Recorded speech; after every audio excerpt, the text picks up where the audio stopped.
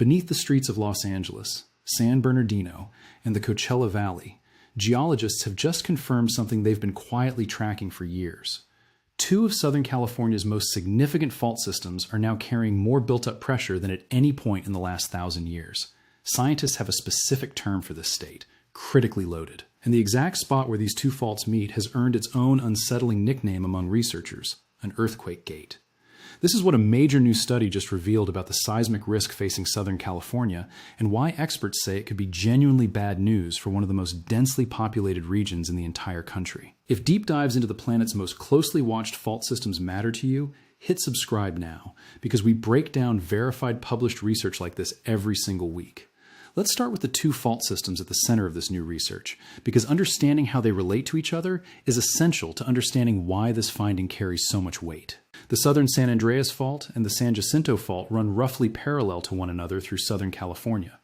Both are capable of producing genuinely major earthquakes entirely on their own.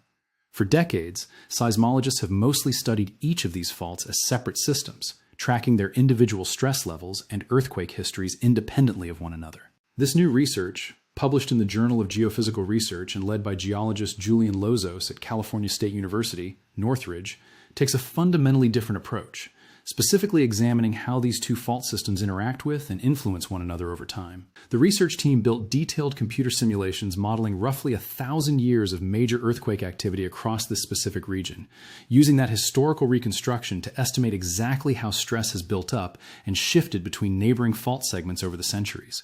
Their findings revealed something genuinely significant. Stress levels across both the Southern San Andreas and San Jacinto faults have now reached their highest point across that entire 1,000-year modeled period, with both systems currently loaded to remarkably similar pressure levels. Here's exactly why that similarity in stress levels matters so much.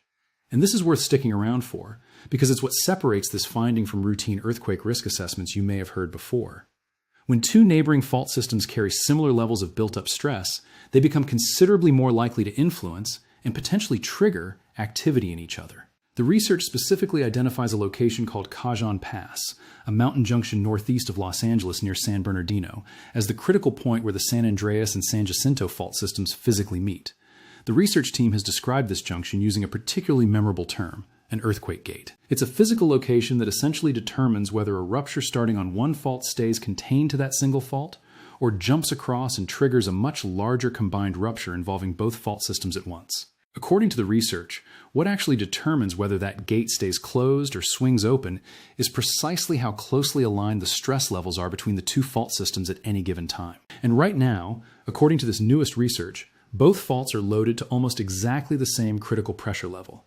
Exactly the condition the model suggests makes a combined multi-fault rupture considerably more likely than it would be if the two faults carried significantly different stress levels. Make sure you're subscribed before we get into why a combined rupture across both faults would be so much more consequential than an earthquake confined to just one system, because the difference in potential impact is substantial.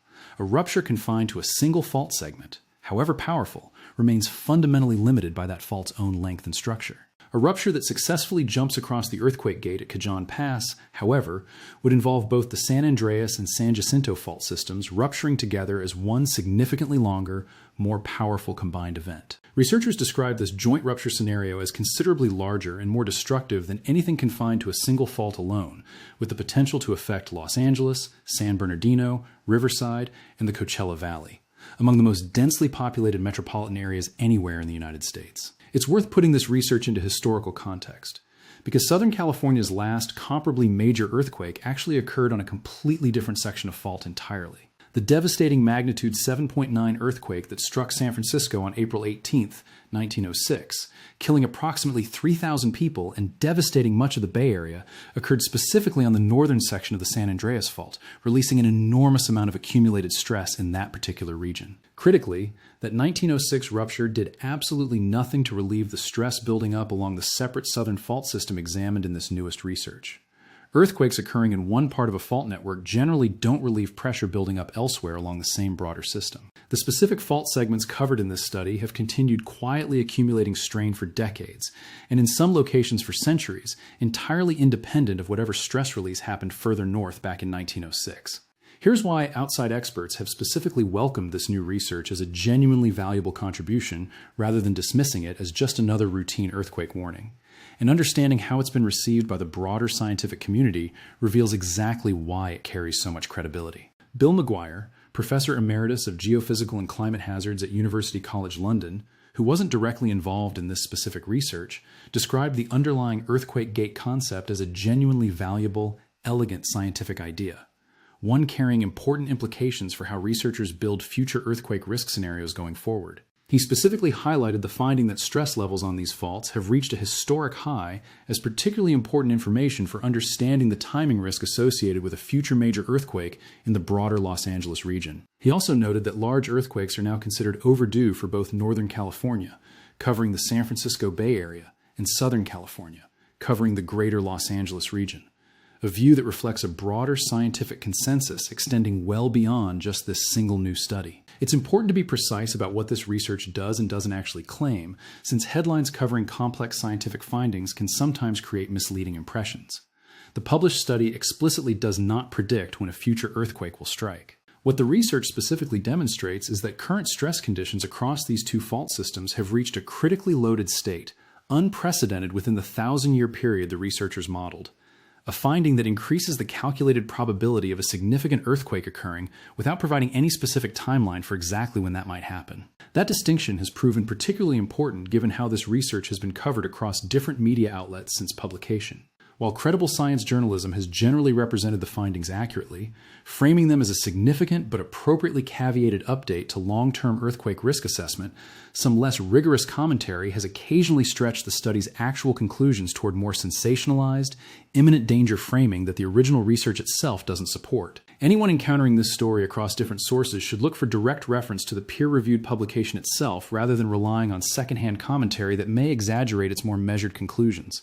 That distinction matters enormously for understanding this story accurately. Earthquake science, even with increasingly sophisticated computer modeling like the kind used in this study, still cannot predict the exact timing of a future earthquake with any meaningful precision. What research like this can do is meaningfully improve scientists' understanding of relative risk, essentially identifying which fault systems currently carry the highest accumulated stress, and therefore which regions warrant the most focused ongoing monitoring and preparedness planning, even without being able to specify an exact date or year when that stress might eventually release. There's also genuinely reassuring context worth including here regarding how prepared modern Southern California actually is for a major earthquake, even one of this potential scale. Unlike the relatively primitive building standards in place during the 1906 San Francisco earthquake, modern building codes throughout California have been specifically designed and continuously updated to help structures withstand strong seismic shaking far more effectively than anything available over a century ago. That doesn't mean a joint rupture across both fault systems wouldn't still cause serious, potentially catastrophic damage. Researchers are clear that such an event could still prove genuinely devastating. But it does mean meaningful protective infrastructure is already in place. Let's take a closer look at exactly how researchers actually modeled 1,000 years of earthquake activity, because this methodology represents a genuinely significant advance in how scientists study long-term fault interaction. Direct historical earthquake records for this specific region only extend back a few hundred years at most, far too short a time frame to reliably capture the full range of major earthquake activity these fault systems are capable of producing. To work around that limitation, researchers instead built detailed computer simulations incorporating known information about each fault segment's physical properties, historical earthquake patterns detected through geological evidence like disturbed rock layers, and established models of exactly how stress builds and transfers between neighboring fault segments following an earthquake. By running these simulations forward across a modeled 1,000-year time frame, researchers were able to generate a far more complete statistical picture of how these two fault systems have likely behaved and interacted over a much longer period than any direct historical record could ever provide on its own. That approach allowed the research team to identify the current moment as representing a genuinely unusual, historically extreme point within that entire modeled time frame, rather than simply comparing today's conditions against the relatively limited slice of directly recorded earthquake history actually available to researchers.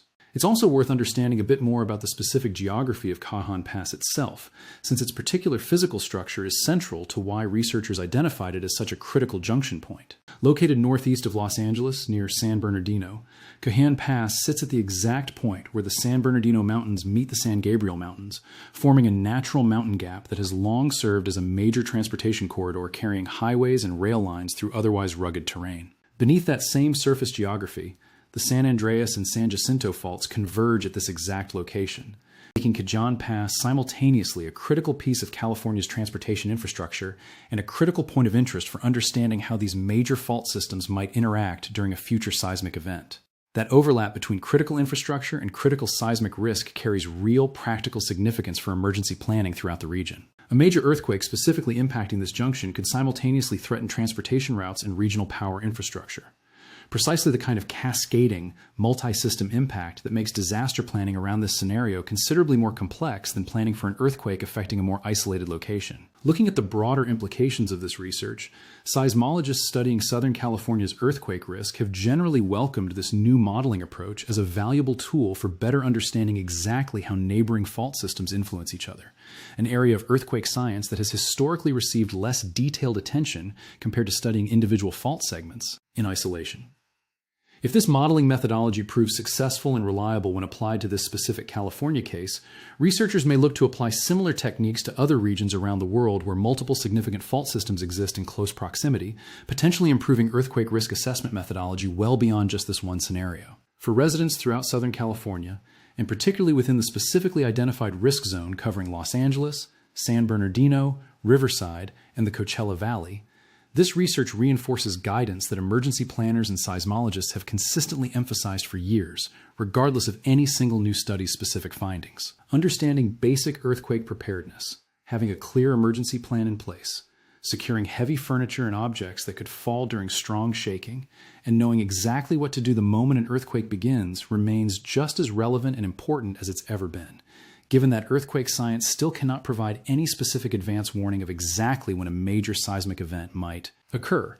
Let's take a closer look at how the San Andreas fault system fits into California's broader seismic picture, because understanding its full scale helps put this specific southern segment research into proper context. The San Andreas Fault stretches roughly 800 miles across California, marking the boundary where the Pacific Plate and the North American Plate slide horizontally past each other in what geologists call a transform boundary, distinct from the subduction zone dynamics found in places like the Pacific Northwest's Cascadia system. This single fault has produced some of the most significant earthquakes in recorded American history, including the devastating 1906 San Francisco earthquake on its northern section, and the equally significant 1857 Fort Tejon earthquake, estimated at roughly magnitude 7.9, which struck a more central section of the fault. The specific southern segment examined in this newest research, stretching through the Los Angeles metropolitan region and surrounding areas, hasn't experienced a comparably major rupture in a considerably longer stretch of recorded history, which is exactly why researchers describe this section as carrying such significant long-accumulated stress. Unlike the northern and central sections of the fault, which have each released major earthquakes at various points over the past 2 centuries, the specific southern segment studied in this research has remained comparatively quiet for a much longer period, allowing stress to build up steadily and continuously without any significant release. It's also worth understanding the San Jacinto Fault's own significance within this broader system, since it's sometimes less widely known publicly compared to its more famous San Andreas neighbor, despite carrying substantial seismic risk in its own right. The San Jacinto Fault runs largely parallel to the southern San Andreas, passing through a similarly densely populated stretch of Southern California, and has historically produced several moderate to significant earthquakes of its own. Because these two fault systems run in such close proximity to each other throughout this region, understanding exactly how stress accumulates and potentially transfers between them, precisely the focus of this newest research, carries particular importance for accurately assessing the region's true overall earthquake risk. There's also a valuable point worth making about how this specific research fits into the broader evolution of earthquake science more generally. For much of the 20th century, seismologists primarily studied individual faults largely in isolation, assessing each one's earthquake history and calculating risk estimates based mostly on that single fault's own historical rupture pattern. Over the past several decades, as computing power and modeling techniques have advanced considerably, researchers have increasingly recognized that neighboring faults don't behave in complete isolation from each other, and that accurately assessing true earthquake risk in a region with multiple significant fault systems requires modeling how those systems interact, rather than simply adding together separate risk calculations for each fault considered individually. This research represents a meaningful contribution to that broader scientific shift, specifically demonstrating a detailed methodology for modeling how two major fault systems influence each other's stress levels over an extended historical time frame. That methodological contribution, entirely separate from the specific California findings themselves, may prove valuable to earthquake researchers studying similarly interconnected fault systems in other seismically active regions around the world, from Japan's complex network of interacting faults to Turkey's own historically significant seismic zones. Looking specifically at what happens next for this area of research, seismologists studying Southern California's fault systems are likely to continue refining and updating these models as additional data becomes available, including ongoing GPS monitoring that tracks gradual ground deformation across the region and continued analysis of smaller, more frequent earthquakes that provide researchers with valuable real-time information about exactly how stress continues accumulating and shifting across these specific fault segments. Each additional year of monitoring data adds further refinement to models like the one presented in this newest research, gradually improving scientists' confidence in how accurately these risk calculations reflect the true underlying seismic conditions building up beneath Southern California. For now, this newest research adds a significant, carefully documented piece of evidence to the substantial ongoing body of scientific understanding surrounding Southern California's earthquake risk. Two major fault systems currently loaded to their highest stress levels in 1,000 years, meeting at a specific geographic junction that could determine whether a future earthquake stays contained to a single fault or grows into something considerably larger and more destructive. Scientists still cannot say exactly when that stress will eventually release, but they can say with increasing confidence that the conditions for a genuinely significant seismic event are more aligned right now than they've been at any point within the entire 1,000-year period researchers modeled. Let's step back for a moment and talk about why this particular combination. Two faults, similar stress levels, and one shared junction point is proving so compelling to researchers outside the original study as well. In most earthquake risk assessments, scientists are working with a single variable at a time. How much stress has built up on one fault, how long it's been since that fault last ruptured, and what its historical rupture pattern suggests about future behavior. What makes this research different is that it introduces a second variable into the equation, a neighboring fault carrying a remarkably similar stress load, and asks a much harder question. Not just is this fault ready to rupture, but if it does rupture, does it stay contained, or does it pull its neighbor into the event as well? That second question turns out to be enormously consequential for disaster planning, because the range of possible outcomes isn't a smooth gradient. It's closer to a fork in the road.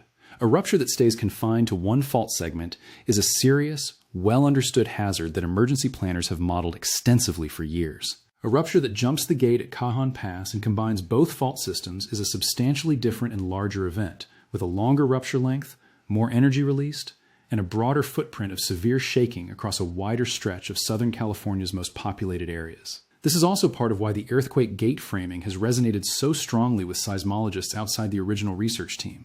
It gives scientists a concrete, physical location to focus monitoring efforts on, rather than treating fault interaction as a diffuse, region-wide uncertainty. Cajon Pass becomes a specific place where additional instrumentation, more detailed geological surveying, and closer GPS monitoring could meaningfully sharpen future risk estimates, because it's the hinge point the entire scenario depends on. It's also worth remembering that critically loaded is a relative, historically grounded description rather than an alarm bell tied to a specific date. What the 1,000-year model is really saying is that, compared to every other point across that entire modeled history, right now is the point at which conditions most resemble the setup that historically precedes major fault ruptures. That's a meaningfully different statement than saying an earthquake is imminent in the coming days, weeks, or even years. Stress levels this high have persisted for extended periods before in the historical record without immediately producing a major rupture, which is part of why researchers are so careful to frame this as an elevated probability finding rather than a prediction. None of that nuance takes away from why this research matters. If anything, it sharpens the case for taking earthquake preparedness seriously in Southern California specifically, not because a date has been circled on a calendar, but because the underlying physical conditions genuinely have shifted into a higher risk configuration than researchers have documented at any other point in 1,000 years of modeled activity. Bringing all of this together, here's where the science currently stands.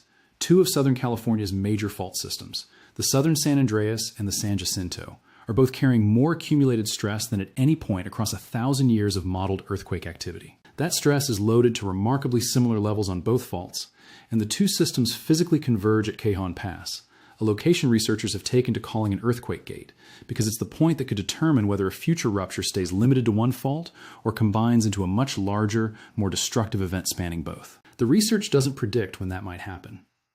What it does is meaningfully sharpen scientists' understanding of relative risk, using a 1,000-year computer reconstruction built from geological evidence, historical earthquake patterns, and established models of how stress transfers between neighboring faults after a rupture. That approach lets researchers see the current moment in a much longer context than the few hundred years of direct historical records could ever provide on their own. And within that longer context, right now stands out as a genuine historical extreme. Outside experts have welcomed the earthquake gate concept as a valuable addition to how future earthquake scenarios get modeled, and it fits into a broader shift in earthquake science away from studying faults in isolation and toward understanding how neighboring systems influence one another. That shift matters not just for Southern California, but potentially for other seismically active regions around the world where multiple major faults sit close together. For residents of Los Angeles, San Bernardino, Riverside, and the Coachella Valley, the practical guidance coming out of this research isn't new or dramatic. It's the same preparedness advice seismologists have emphasized for years. Have an emergency plan, secure heavy furniture, know what to do the instant shaking starts, and don't wait for a specific warning that earthquake science still isn't able to provide. What has changed is the weight behind that advice. The physical conditions beneath one of the most densely populated regions in the country are now more aligned with the kind of setup that has historically preceded major seismic events than at any other point across the last 1,000 years. And modern building codes and continued monitoring mean that alignment is being met with a level of preparedness and infrastructure resilience that simply didn't exist the last time California saw an earthquake of this potential scale. Scientists will keep refining these models as new GPS data and smaller earthquake activity continue rolling in, gradually sharpening exactly how confident researchers can be in this specific risk picture. For now, this study stands as a significant, carefully documented piece of a much larger, ongoing scientific effort to understand exactly what's building up beneath Southern California, and why the region's two most significant nearby fault systems are, for the first time in 1,000 years of modeled history, this closely matched.